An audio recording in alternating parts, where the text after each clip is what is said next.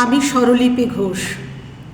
আজকের এই দুর্গা পূজার আবহে আমি আমার লেখা একটি কবিতা পাঠ করছি। কবিতার নাম ত্রিনয়নী। মেঠো পথ ধরে মেয়েটা ছুটে ছুটে আসছে, কোলে একটা গোলগাল ছেলে, আর একটা পাশে পাশে মায়ের গা ঘেঁষে। ছেলেটার হাতে একটা কাপড়ের থলি। হাঁপাতে হাঁপাতে আমার কাছে এসে বলল মেয়েটা, কত দূরের গাঁ থেকে আসছি জানো? পাশের গাঁয়ের পুজো বাড়িতে যাব। অজ গাঁয়ের একটা ছোট্ট রেল স্টেশনে দাঁড়িয়ে আমি। বাড়ি ফিরব, ফাঁকা স্টেশন, মানুষ বিশেষ নেই। দূরে দূরে দাঁড়িয়ে কয়েকজন, শরতের মেঘোজ্জ্বল আকাশ আর শিউলির গন্ধে বিকেলটা আরও মোহময়। যতদূর দেখা যায় সবুজ ধানক্ষেত, দূরে দূরে দিঘিতে পদ্ম ফুটেছে সারি সারি। প্ল্যাটফর্মে কয়েকটা শিউলি গাছ, কমলা সাদা ফুলে ঢাকা। মেয়েটা আমার পাশে এসে কত কথাই না বলতে লাগলো। আমি কিন্তু শুনতে চাইনি কিছুই।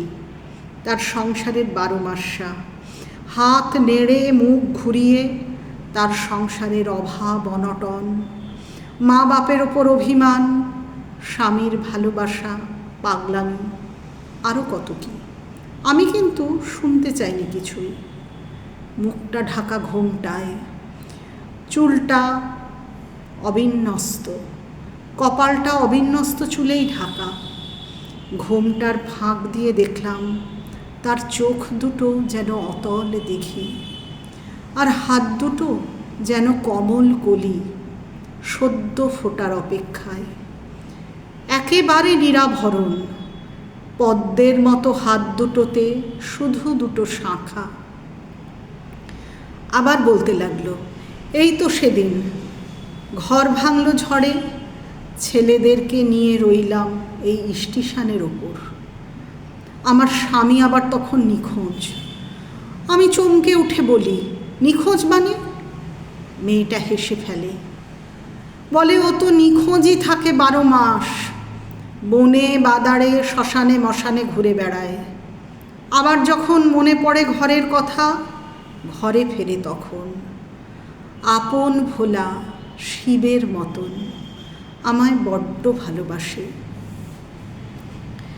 মায়ের কথা শুনতে শুনতে ছোট ছেলেটা মুখ রাখে মায়ের মুখে, আর বড়টা ডাগর চোখে চেয়ে থাকে মায়ের দিকে। ভাবি তখন এত যুদ্ধ করতে পারে এই মেয়েটা এমন হাসি মুখে। এমন সময় বাজলো রেলের বাঁশি। ফিরতে হবে অনেক দূরের পথ আমার বাড়ি। যাবার সময় বলি, মাগো সাবধানে যেও, ছেলেদেরকে সামলে রেখো। ঘাড় ঘুরিয়ে দেখলো আমায়, ঘুমটা গেল খসে। শরৎ হাওয়ায় চুলগুলো তার সরল কপাল থেকে। তাকিয়ে দেখি কপাল জোড়া আর একখানা চোখ।